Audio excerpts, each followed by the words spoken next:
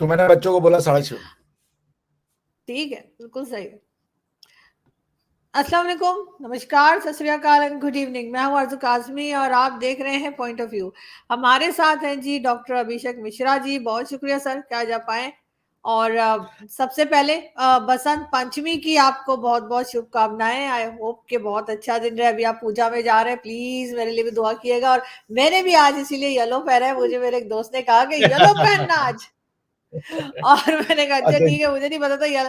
तो he said, he called me and said तू आज येलो पहनना, आज जो है ना वो बसंत पंचमी है। तो मैंने कहा अच्छा ठीक है, अच्छा वो बता दिया। तो सर हमारे लिए भी दुआ किएगा। और वैसे तो हमारे यहाँ बसंत जब नाम आता है तो हमारा ख्याल होता है पतंग वतंग उड़ाने की बारी है। क्या ऐसा ही हाँ, है? वही है, यही है, बसंत का ही है। तो बेसिकली कल्चर से जोड़ दिया जाता था ताकि आप सेलिब्रेट कर सकें हर चीजों को, तो हम्म, बसंत से ही लेना देना है इसका।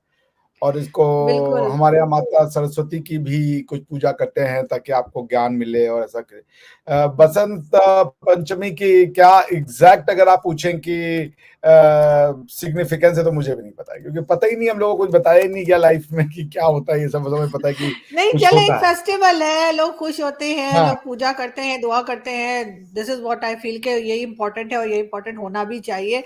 और मैं तो हर रिलीजन का फेस्टिवल मनाती हूँ, तो इसलिए मैं आज भी मना रही हूँ। और खैर वो पतंग वतंग तो हमारे यहाँ काफी टाइम से बैन है, क्योंकि वो डोर ऐसी बनाते हैं ना जिसमें शीशा डाला होता है, तो लोग उससे काफी इंजर्ड भी हुए हैं, कई लोगों की जाने गई हैं। तो गवर्नमेंट ने उसके ऊपर बैन लगा दिया है। बट स्टिल जो है बसंत तो मनाई जाती है सर। ऐसा तो नहीं कि हमारे यहाँ नहीं होती। लेकिन खैर सब लोगों को मेरी तरफ से बहुत बहुत मुबारकबाद और बहुत बहुत शुभकामनाएं। एंड आई विश के बहुत अच्छा ये फेस्टिवल रहे और पूरा साल लोगों का बहुत अच्छा रहे। बहुत टेंशन वाली लाइफ लोग गुजार रहे हैं, तो उसमें से निकल पाए। हमारे यहाँ ही देखे सर क्या कुछ हो रहा है, कभी क्या गवर्नमेंट बन रही है, कभी क्या हो रहा है। लेकिन सर आप क्या ये जो फार्मर्स प्रोटेस्ट है, पहले भी हुआ था, बड़ा लंबा चला था, एक बार फिर शुरू हो गया, क्या वजह है कि बार बार आपके यहाँ जो किसान हैं या जो फार्मर्स हैं वो बाहर आके प्रोटेस्ट शुरू कर देते हैं? जी, इस पे बात करते हैं। मैंने पढ़ा अभी बसंत पंचमी के बारे में, तो आपको बता दूं, बड़ा ही अच्छा इसका कॉन्सेप्ट है। तो बेसिकली वसंत पंचमी का मतलब आज से विंटर खत्म हो गया हम्म। और बसंत यानी स्प्रिंग की शुरुआत हो गई। ठीक है ना, सर ये वो तो सबसे बड़ा। होली भी ऐसे कहते हैं ना, सर्दी होली। नहीं, आज से ये basically it is based on the movement of sun. तो मकर हाँ। संक्रांति जो कि 14 और 15 को पड़ती है, तो मकर संक्रांति का यही है कि सूर्य जो है वो उत्तरायण में जाना शुरू कर देता है, यानी उसका अपना मोशन जो है, सूर्य का जो पोजीशन है वो चेंज होता है। तो जिसे हम लोग मकर संक्रांति कहते हैं। तो वो वही है कि now the sun days will start getting warmer and warmer, winter is over और चेंज इन सीजन आ रहा है, तो फिर आप उसको उसी तरीके से सेलिब्रेट करें। That is the basic significance. फिर उसको कुछ लोकल कल्चर में और भी चीजों से जोड़ दिया गया है जिनकी जानकारी मुझे नहीं है। आइए बात करते हैं। आपने पूछा कि किसान आंदोलन के बारे में, ठीक। मुझे नहीं पता इसका आंदोलन का सिग्निफिकेंस क्या है, ठीक है ना। सबसे नंबर वन कि किसान जो डिमांड रख रहे हैं, मेरे दिमाग में जहां तक मुझे पता है, ये डिमांड रखे जानी चाहिए स्टेट गवर्नमेंट से। चलिए, अगर वो एमएसपी की बात कर रहे हैं, क्योंकि फूड कॉर्पोरेशन ऑफ इंडिया खरीदता है कुछ प्रोडक्ट, और चूंकि food corporation of India government of India के अंदर में आता है, तो आप गवर्नमेंट ऑफ इंडिया से डिमांड रख सकते हैं कि भाई ये बात करो। मगर वो स्टैट्यूटरी गारंटी की बात कर रहे हैं कि आप इसको लिखित में दे दीजिए कि आप हमें गारंटी देंगे। मुझे ये बात समझ में नहीं आ रही है। कोई भी साधारण सा बंदा अगर ये समझता है कि लॉ सिर्फ स्टैट्यूट नहीं होता, लॉ एग्जीक्यूटिव ऑर्डर भी होता है। तो जब ये शुरू से ही एक कन्वेंशन और प्रैक्टिस कस्टम जो है, वो भी एक पार्ट ऑफ लॉ है। तो कोई चीज ऐसे नहीं चेंज की जा सकती है। तो अब अगर कल को कोई ऐसा स्टैट्यूट आ जाए जिसमें ये कहा जाए कि मिनिमम सपोर्ट प्राइस नहीं दिया जाएगा, तो मुझे ऑब्जेक्शन होगा कि भाई स्टेट जो है वो काम कर रही है। वरना जो मेरी समझ है लॉ की, उसके हिसाब से ये कस्टमरी प्रैक्टिस है। और कल को अगर कोई लॉ स्टेट बना करके और ये कही कि हम मिनिमम सपोर्ट प्राइस खत्म कर रहे हैं, तो वो फंडामेंटल राइट का वायलेशन होगा। तब वहां पे कोई बातचीत होगी कि भाई आपने हमारे अधिकारों का हनन कर दिया। अब ये क्यों आए हैं, इलेक्शन का टाइम है, कुछ कहा नहीं जा सकता। अब ये इतना सेंसिटिव मैटर है कि आप कुछ बहुत ज्यादा जिसे कह लीजिए वाइड एंड ओपिनियन आप ले नहीं सकते। I am sensitive to the demands of the kisan, मगर मुझे लगता नहीं है कि इसमें ये कोई बहुत धरती से जुड़ा हुआ मूवमेंट है, किसानों से जुड़ा हुआ मूवमेंट है। I find it, I may be wrong, but मेरी पर्सनल अंडरस्टैंडिंग है कि ये पॉलिटिकली मोटिवेटेड है, ठीक है ना, क्योंकि कहीं का किसान तो और परेशान नहीं हो रहा है, ये सिर्फ पंजाब का ही किसान आ रहा है। So this raises a question. मैं रहता हूँ महाराष्ट्र, गोवा में, यहाँ भी अच्छा खासा एक एग्रीकल्चरल सेक्टर है, जिसको यहाँ पे मैंने तो कोई ऐसा हलचल नहीं देखी, कोई ऐसी परेशानी नहीं देखी, people are doing their work, कोई किसानों में कोई मूवमेंट नहीं है। तो ये किसान आंदोलन तो नहीं कहा जा सकता, ये पाकिस्तान, ये पंजाब के किसान का आंदोलन कहा जा सकता है। और यदि उनकी कोई जेन्युइन डिमांड है तो वो सरकार से बैठ के बात करे, वो सरकार से बैठ के नहीं बात करना चाह रहे हैं। तो वो अगर सोचते हैं कि रोड पे आकर के ये डिमांड लोगों की लाइफ को ट्रबल में डाल के, उसमें परेशानियां खड़ी करके, और वो अगर इस डिमांड को पूरा करवा सकते हैं, तो ये तो किसान वहां के बताएंगे। मैं तो उतना एक्सपर्ट नहीं हूँ कि उनकी डिमांड जेन्युइन है या नहीं। आप बिल्कुल सही कह रहे हैं कि सिर्फ पंजाब की साइड के जो किसान है वही है, क्योंकि मैंने एक दो वीडियोस देखी सोशल मीडिया के ऊपर, जिसपे उन्होंने ये भी दावा कर दिया कि जी अगर नहीं किया तो हम खालिस्तान बना लेंगे, हम पाकिस्तान के साथ जाके मिल जाएंगे। इस किस्म की स्टेटमेंट भी कुछ किसान दे रहे थे, उनकी वीडियोस लगाई। तो मैंने कहा भाई हमारा कोई लेना ना देना, आप हमें घसीट लिया करो हर चीज में, ताकि फिर उसके बाद हमें जो है ना लोग उल्टा सुल्टा बोलना शुरू कर दे। तो हालांकि पाकिस्तान का कोई मेरे ख्याल है इसमें रोल होना नहीं चाहिए, लेकिन वो जो वहां पे खड़े प्रोटेस्ट में जो खड़े, वो पता नहीं कहाँ से खालिस्तान निकाल के ले आए, और फिर उन्होंने साथ ही पाकिस्तान जोड़ दिया, जबकि बात वो अपने कोई राइट्स की, अपनी कोई डिमांड्स की कर रहे हैं। तो क्या इसमें कोई आपको लगता है कि किसी और का भी हाथ पांव सर नाक मुंह कुछ हो सकता है? मैं किधर इशारा कर रही हूँ, कोई कोई लगता है आपको कि कोई किस्म के लोग खालिस्तान मूवमेंट वाले भी इसमें शामिल हैं?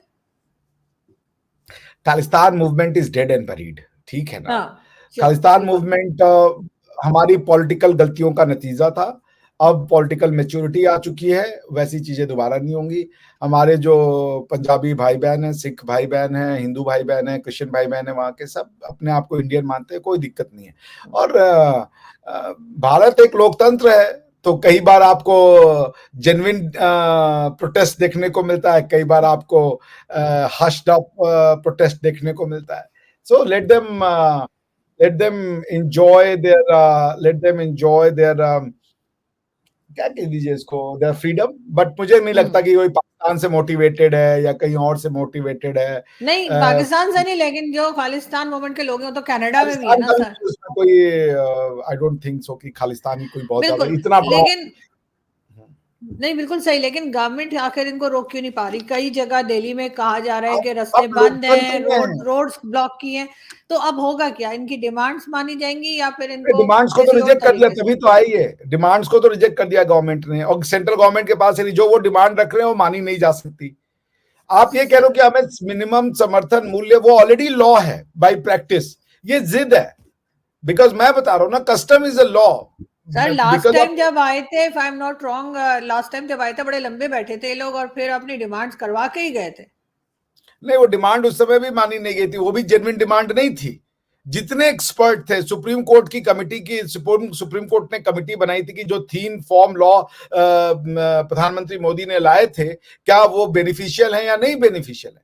सारे एक्सपर्ट्स ने उस रिपोर्ट को आज तक सार्वजनिक नहीं किया गया। सारे, जहां तक जो ये असेसमेंट है कि सारे एक्सपर्ट ने कहा था कि ये रिफॉर्म आने चाहिए एग्रीकल्चर में, क्योंकि इसमें कोई बुराई नहीं है। दिस इज द टाइम कि एग्रीकल्चर में जो ये मिडिल मैन है, जो आड़ती हैं, जो और भी सेक्टर है, बहुत सी प्रॉब्लम्स है, उसको रिफॉर्म करने की जरूरत थी। तो एक्ट तो जेन्युइन था। मोदी जी ने उस समय जो है एक्सपेडियंसी के नाते उसको वापस लिया था, क्योंकि उस मूवमेंट में कुछ तो जेन्युइन भी था, किसानों को गुमराह किया गया था। उसके बाद कुछ उसमें जेन्युइन लोग थे और कुछ उसमें ऐसी लोग शामिल हो गए थे जो कि ठीक नहीं था। तो उनकी डिमांड थी कि हम फॉर्म बिल को स्क्रैप करवाएंगे, फॉर्म लॉ को स्क्रैप करवाएंगे। उन्होंने, मोदी जी ने अपना दिल बड़ा दिखाते हुए स्क्रैप कर दिया। उन्होंने कहा ठीक है, आप इसको खत्म कर दीजिए। तो वो फिर they had nothing else to do कि वो क्या करते हैं। फिर उसके बाद उस पर हुई कि हम मिनिमम सपोर्ट प्राइस चाहते हैं, न्यूनतम समर्थन मूल्य। न्यूनतम समर्थन मूल्य होता है कि जब आप कोई सारे क्रॉप नहीं, क्योंकि क्रॉप 2 तरीके के होते हैं। एक होता है कैश क्रॉप, जो पेरिशेबल होता है, जैसे आपने फल, सब्जियां और ये सब जो फूल, ये सब आप करते हैं तो इनकी एक लाइफ शेल्फ लाइफ होती है, उसके ज्यादा आप रखेंगे खराब हो जाएंगे, ठीक है ना। तो ये कैश क्रॉप होते हैं। और दूसरा क्रॉप होते हैं वो जो सीरियल्स होते हैं, चावल, गेहूं। इसमें क्या होता है, एक तो ये बहुत ज्यादा वाटर कंज्यूम करते हैं, प्लस ये बहुत ज्यादा मुनाफे के वो मतलब बहुत ज्यादा पैसा आपको ला के देते नहीं है। तो गवर्नमेंट क्या करती है कि गवर्नमेंट, चूंकि गवर्नमेंट की भी रिस्पॉन्सिबिलिटी है फूड सिक्योरिटी में, लोगों को खाना देना, लोगों को कम दाम पे सब्सिडाइज रेट पे ये हम लोग इसको खाद्यान्न कहते हैं, यानी कि एडिबल जो जो जो सीरियल्स हैं उसका डिस्ट्रीब्यूशन करना पीडीएस है। तो इसलिए गवर्नमेंट एक्वायर करती है पीडीएस स्ट्रीम के अंतर्गत। मगर पीडीएस तो स्टेट का सारे सारे जो पब्लिक डिस्ट्रीब्यूशन मैकेनिज्म है वो सब स्टेट के अंदर में आते हैं। खाली खरीदारी करती है सेंट्रल गवर्नमेंट एफसीआई के द्वारा। तो अब ये किसान कह रहे हैं कि ये सारी की सारी खरीदारी गवर्नमेंट ऑफ इंडिया कर ले। अरे भाई इतना नहीं हो सकता, क्योंकि जो चीजें आप बोल रहे हो, फिर एक तो आप ये भी आपको होगा कि भाई आराम से हमें एक समर्थन मूल्य मिल जाता है तो हम बाकी क्रॉप्स को नहीं ग्रो करना चाह रहे हैं। तो गवर्नमेंट ऑफ इंडिया ये भी चाहती है, मतलब जो जो किसान एक्सपर्ट्स हैं वो ये भी कहते हैं कि भाई ऐसा करें कि इनको धीरे धीरे धीरे ये चावल और गेहूं के अलावा जो और लेस वाटर इंटेंसिव क्रॉप्स हैं उनके ऊपर लाया जाए। बट वही है, I mean this is what it is. तो मुझे नहीं लगता कि वो फार्म बिल भी कोई बेकार था या खराब बिल था, खराब लॉ था। सारे के सारे एक्सपर्ट कहते थे कि उसको स्क्रैप नहीं किया जाना चाहिए था, मगर पॉलिटिकल प्रेशर में आके मोदी जी ने किया, क्योंकि मैटर कहीं से कहीं जा सकता था। So I don't think there's a genuine that was very genuine demand. There was genuine grudge. दो अलग अलग चीजें हैं कि जेन्युइन चिंता हो सकती थी क्योंकि गवर्नमेंट अपनी बात बता नहीं पाई और बाकी लोग अपनी बात जो किसान थे उनको वो कन्विंस कर गए। अब इस बार गवर्नमेंट एडामेंट है, गवर्नमेंट कह रही है माने नहीं देंगे आपको बॉर्डर पे, और ये फिर ये जो है कि बैठ गए तंबू लगा लिया, ये सब चीजें नहीं होंगी। तो एक तरीके का वो चल रहा है स्ट्रगल यूपी और पंजाब के बॉर्डर पे, दिल्ली और पंजाब के बॉर्डर पे। जी बिल्कुल, लेकिन ये कितने दिन चलने वाला है? क्या इलेक्शन से पहले इस तरह की चीजें, यकीनन कहीं ना कहीं गवर्नमेंट परेशान तो होगी। वैसे तो खैर बहुत सारे अच्छे काम भी हो रहे हैं, जिसमें मोदी जी जो है वो अबू धाबी में जो मंदिर है उसके इनॉग्रेशन के लिए भी गए हैं, और भी कई चीजें हो रही हैं। लेकिन इस तरह की चीजें आपको लगता है कि कोई मैटर करती है गवर्नमेंट को या पब्लिक को, कि वो वोटिंग के वक्त जो है कोई प्रॉब्लम है, या आपको लगता है कुछ नहीं, ये रूटीन का काम है, आएंगे और चले जाएंगे? रूटीन तो नहीं है ना, क्योंकि जिस जगह ये पे मतलब आए ये हैं मैटर पब्लिक नहीं करते, आई मीन ये मैटर नहीं करते इस तरह की चीजें, इस तरह के नहीं, जो मैटर इवेंट्स होते बिल्कुल हैं। करते हैं। हाँ। ये कह देना कि मैटर नहीं करते हैं तो बहुत इनसेंसिटिव हो जाएगा। मगर मगर जो ये डिमांड रख रहे हैं, अब मैं कोई कृषि लॉ का एक्सपर्ट तो नहीं हूं, बट जो मेरी अंडरस्टैंडिंग है कि ये डिमांड रखने का तरीका सही नहीं है। You can not hold government by the collar and से दैट कि ऐसा करो, नहीं तो मैं तुम्हें देख लूंगा। ये तरीका नहीं होता है। आपकी डिमांड है, जेन्युइन है, एक्सपर्ट्स को बुलाइए, कमेटी में बैठिए, उसके बाद देखिए अगर गवर्नमेंट, क्योंकि बिकॉज मुझे लगता है कि मोदी जी जो है वो बहुत सेंसिटिव है। अगर वो डिमांड जेन्युइन होती तो मोदी जी मान लेते। मोदी जी इस तरीके के हठधर्मी करने वाले प्रधानमंत्री नहीं है। तो ये पॉलिटिकली मतलब चार्ज ज्यादा लगता है। बट अगेन मैं इसको कोई बहुत लॉन्ग टर्म नहीं दिखता। ये इलेक्शन के समय में के लिए आया गया है। अगर वो होगा भी तो 1-2 साल रहे, 1-2 महीना रहेगा। जैसे इलेक्शन खत्म हो जाएगा ये बबल हो जाएगा, क्योंकि सारे इंडिया में कहीं नहीं है ना एक ही तरीके के, एक ही जगह के किसान के पास है। आपको पता है हमारे यहाँ जो ये है, ये मंडियां होती हैं, कृषि मंडियां, हर स्टेट की अलग अलग मंडी होती है। सब स्टेट नहीं देते हैं अपनी अपनी मंडी में, जिसे कह लीजिए एमएसपी, किसी किसी मंडी में मिलता है। तो ये स्टेट से डिस्कस करना चाहिए रादर देन सीधा सेंट्रल गवर्नमेंट पे चढ़ाओ। आपको स्टेट गवर्नमेंट से बात करनी चाहिए। जो कृषि उत्पाद मंडी होती है जहां पे सामान बेचे जाते हैं, एपीएमसी कहते हैं, एग्रीकल्चरल प्रोडक्ट मार्केट कमिटी, तो उसमें वो लोग आकर के अपना बात रख सकते थे। स्टेट गवर्नमेंट जो है वो जो एक फेडरल स्ट्रक्चर है, मैकेनिज्म इसीलिए बना है ना। सब कुछ अगर रोड पे ही तय हो जाएगा तो कॉन्स्टिट्यूशनल मैकेनिज्म की क्या जरूरत है, कोर्ट्स की क्या जरूरत है, मिनिस्ट्रीज की क्या जरूरत है, डिपार्टमेंट्स की क्या जरूरत है।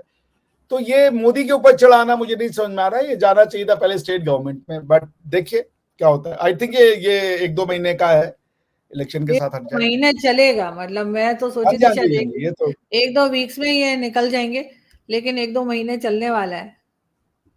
नहीं, मुझे जो लगता है जिस तरीके की तैयारी और टसल और ये जो इलेक्शन के पॉइंट ऑफ व्यू से आए हैं, तब तक तो ये रहेंगे ही। जब तक इलेक्शन का इधर उधर नहीं हो जाता ये आएंगे। हालांकि इसका इसका और ज्यादा मैं ये नहीं कहूंगा कि सब गलती होगा, क्योंकि मुझे पता नहीं है इस बारे में, मैं बहुत ऑनेस्टली बोलूंगा। लेकिन मेरा जो मैं अपने अगर अंतरात्मा की बात कहूं, जो इतनी मेरी समझ है, ये पॉलिटिकली मोटिवेटेड लगता है, इसमें कोई सब्सटेंस मुझे नहीं लगता, with the कैवेट that I am not an expert of this subject. बिल्कुल ठीक। लेकिन सर अगर हम लास्ट में बात करें थोड़ी सी मंदिर के ऊपर, जो अबू धाबी मंदिर को इनॉग्रेट करने जा रहे हैं, पीएम मोदी की स्पीच भी आई है, अरबी में बात कर रहे हैं। I don't know Modi ji खुद बात कर रहे हैं या डब किया गया है। आई थिंक खुद ही कर रहे हैं, क्योंकि किसी ने लगाया था ट्विटर पे, तो मैंने वो देखा है। मैंने खुद बात तो किया, उन्होंने खुद बोला, वो सेंटेंस उन्होंने मेमोराइज कर लिया था। हाँ, तो बड़ा मतलब मुझे तो खैर बहुत इंटरेस्टिंग लग रहा है, और मैं तो देख रही हूँ कि कब दोबारा मैं जो है यूएई की तरफ जाती हूँ, तो डेफिनेटली मैं अबू धाबी जाके और ये मंदिर भी देखना चाहूंगी। तो कैसा लग रहा है आपको कि मोदी जी ने उसको इनॉग्रेट किया है? तो क्या मतलब एज अ इंडियन आपकी क्या फीलिंग है? मेरी फीलिंग बहुत अच्छी है, और ये जितना क्रेडिट प्रधानमंत्री मोदी को जाना चाहिए, क्योंकि मोदी जी ने कल बताया कि वो 2015 में जब पहली बार अबू धाबी आए थे, और किसी भी भारतीय प्राइम मिनिस्टर का 30 साल बाद का ये विजिट था, तो उनसे वहां के अबू धाबी में रहने वाले कुछ लोगों ने बोला कि, भारतीयों ने बोला कि अगर एक मंदिर बन जाता है यहाँ पे तो हमारा बड़ा वो हो जाता। तो प्रधानमंत्री मोदी ने वहां के रूलर्स को बोला कि अगर आप हमारे लोगों को मंदिर बनाने देंगे तो बड़ा ही वो आपका ग्रेटफुल होंगे हम लोग, आपका अभिवादन करेंगे। तो उस वहां के जो रूलर थे उन्होंने कहा कि मोदी जी आप जिस जमीन पे हाथ रख देंगे वो जमीन आपकी हो जाएगी। और फिर लोगों ने उस जमीन को आइडेंटिफाई किया वहां पे, फिर मोदी जी और जो रूलर थे उन्होंने सहयोग किया, और ये भव्य मंदिर बनके तैयार हुआ है।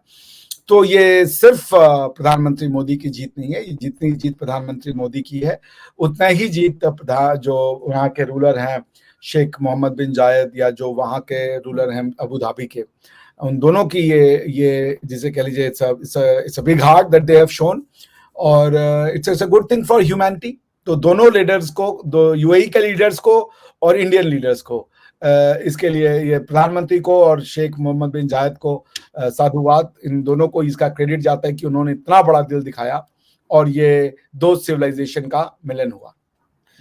तो सर आपको लग रहा है कि गल्फ में कोई चेंजेस आ रहे हैं? मतलब गल्फ कंट्रीज में, पाकिस्तान की तो बात नहीं करूंगी, लेकिन गल्फ कंट्रीज में चेंजेस आ रहे हैं। सऊदी अरब ने इनवाइट किया आपकी यूनियन मिनिस्टर को, और साथ ही अब यूएई में जो है वो मंदिर बनाए। यूएई में वैसे मैंने सुना था कि वो इजराइल में जो लोग होते हैं, जूइश जो है, उनकी भी कोई बनाई गई है, क्या कहना चाहिए, टेम्पल या कुछ, वो भी बन रहा है। तो लगता है आपको कुछ चेंजेस आ रहे हैं गल्फ में? भाई सऊदी अरेबिया जो है उसने योग को अपना पार्ट बना दिया है करिकुलम का। अभी वो योगा कंपटीशन करवा रहे हैं सऊदीया में। मोहम्मद बिन सलमान साहब ने लिकर यानी अल्कोहल को लेजिटिमाइज कर दिया for non Muslims of Saudi Arabia. उसके बाद उन्होंने स्मृति ईरानी जी को बिना सर पे क्या कहते हैं अबाया लिए हुए, ही अलाउड हिम हर टू कि उनको वहां पे जो सबसे सेकंड मोस्ट इम्पोर्टेंट प्लेस थी आफ्टर मक्का, मदीना में उन्होंने विजिट करने दिया। उसके बाद मोहम्मद बिन सलमान साहब ने साफ साफ कह दिया कि हम हदीसों को नहीं मानते हैं, क्योंकि ये प्रॉफिट के डेथ के 200 साल बाद कंपाइल किया गया था। उसके बाद मोहम्मद बिन सलमान साहब फ्यूचरिस्टिक सिटी का निर्माण कर रहे हैं। मोहम्मद बिन सलमान साहब इजराइल, इंडिया और यूरोप के कनेक्टिविटी रोड पे काम कर रहे हैं। मोहम्मद बिन सलमान साहब ने कहा है कि इंडिया में हम जो है आईपीएल में अपना स्टेक बढ़ाना चाहते हैं। इंडियन इन्वेस्टर को वो सऊदी अरेबिया में इनवाइट कर रहे हैं। सो क्या नहीं दिख रहा है लोगों को कि मोहम्मद बिन सलमान साहब सऊदिया को कहां ले जाने? अगर ये नहीं दिख रहा है किसी को, तो फिर आंखें बंद करके तो कहते हैं ना कि बालू में सर गाड़ दीजिए। वो इतना बड़ा डिसीजन, भाई महिलाओं को गाड़ी चलाना अलाउ कर दिया उन्होंने, ठीक है ना, now women can drive car. उसके बाद women can work in the so many sphere, अकेले जाके और वो अकेली हज उम्र के लिए भी अकेली जा सकती हैं। वो तो खैर इंडिया में पहले भी उन्होंने कर दिया था, जब मोदी जी आए थे तभी उस समय कॉन्ट्रैक्ट कर दिया था कि बिना मेहरम के भी वो आप अलाउ कीजिए इंडियन वुमेन को, तो उन्होंने अलाउ कर दिया था। मोहम्मद बिन सलमान साहब बहुत विजनरी आदमी है। देखिए मैंने कहा ना, मेरा ये मानना है कि इस्लाम जो है पहले अरबों के हाथ से निकला तो तुर्कों में गया, तुर्कों के पास, तुर्कों ने उससे दुनिया की बैंड बजाई, ठीक है, फिर तुर्कों से लिया उसको मूर्खों ने, ठीक है ना। तो वो अपनी तरीके से वो हर जगह छाती पीटते रहेंगे कि हम तो ये कर देंगे जी, ये कर देंगे। एक मैं आपके मौलाना साहब को देखा हिंदू 2024 से खत्म हिंदू मैं हैरान रह गया, मैंने मैंने भी लगाया था वो मौलाना साहब का, वो कार्टून है वो। हाँ अच्छा, आप जानती है वो वीडियो, मुझे होगा तो भेजिएगा मौलाना साहब का, मैं मेरे ढूंढ पास रहा है, था। मैंने भेजा फ्राई में लगाया था उनका। वो तो अच्छा, वो एपिसोड नंबर बता दीजिएगा। मैं लगे थे वो हाँ मेरा 2024 हिंदू खत्म भारत भी खत्म, मंदिर भी खत्म, पता नहीं हाँ, तो पागल है। ये I मूर्खों don't का know। इस्लाम है, ये मूर्खों का इस्लाम है। आप समझ रही है ना? जी तुर्कों ने इस्लाम से दुनिया जीती, हाँ अरबों ने इस्लाम से अपने समाज का निर्माण किया, मूर्खों ने अपने इस्लाम से सिर्फ नफरत फैलाई, सिर्फ बिल्कुल ऐसा नफरत। ही है, बिल्कुल ऐसा ही उन्होंने इस्लाम का वो रूप प्रोड्यूस दुनिया को दे दिया जो कि आज दुनिया के लिए पहचान नहीं हो रहा है। कई आप तुर्कों को देखती हैं कि दुनिया भर में जाके आतंकवादी घटनाएं कर रहे हैं, ना कर रहे हैं, तुर्क नहीं करते सब काम। ये काम बिल्कुल सिर्फ और सिर्फ हो रहा है। तो आज की डेट में सबसे ज्यादा जो पकड़े जाते हैं वो पाकिस्तानी पकड़े जाते हैं। क्यों पकड़े बिल्कुल जा रहे ऐसा हैं? क्योंकि इन्होंने इस्लाम को नफरत का टूल बनाया हुआ है। ऐसा ही है, तो ऐसा इनको ही है। इस्लाम से नफरत करना है, हिंदू से नफरत करना है, अपनी आइडेंटिटी से, अपनी हिस्ट्री से, अपने पहचान से, सबसे नफरत करना है। पाकिस्तानी किससे प्यार करता है? जो एक एकदम कट्टरवादी पाकिस्तानी है, उसको अमेरिका से प्रॉब्लम है, उसको वेस्ट से प्रॉब्लम है, उसको इंडिया से प्रॉब्लम है, उसको अफगानिस्तान से प्रॉब्लम है। असल में वो खुद सबसे बड़ी प्रॉब्लम खुद है, यस, खुद अपने आप में प्रॉब्लम है। इस वजह से जिस दिन अपने अंदर की प्रॉब्लम खत्म कर लेंगे उस दिन सही हो जाएगा sir. Thank you so much sir कि आपने आज ज्वाइन किया, और अब आप जाके पूजा करेंगे तो प्लीज मुझे भी याद रखिएगा। Done done. पूजा तो Thank मैं you। नहीं, मैं तो पूजा में पार्ट लूंगा, मुझे बच्चों ने हाँ बुलाया था। लेकिन दुआ तो पढ़ते हैं ना, तो जी दुआ जी, में नहीं बस मैं याद दुआ तो नहीं रखिएगा। करता, मगर मैं जरूर आपको, आपके लिए जरूर विश करूंगा। मैं दुआ में मैं बड़ा बिलीव रखती हूँ, मैं हर जगह मंदिर में, चर्च में, गुरुद्वारे, हर जगह जाके दुआ पढ़ती हूँ, तो नहीं, इसलिए मैं बल्कि जाता जरूर हूं, पर मेरा दुआ में कोई भरोसा नहीं है। तो मैं मैं डेली कर्म मैं डेली मैं लॉर्ड बुद्धा के स्टेचू के सामने भी दुआ पढ़ती हूँ। अब अगर मुझे सोचिए आरजू जी, दुआ में दम होता तो मौलाना साहब ने तो गायब कर दिया था हम लोग को। आप समझ रही है ना? ऐसा नहीं है, ऊपर वाला कभी कभी सुन लेता है। वो किसी ने टिकटॉक पे वीडियो बनाई थी, इंस्टाग्राम पे, कि मेरे टाइम पे हेडफोन लगा लेता है ऊपर वाला, मेरी दुआएं सुनता नहीं है।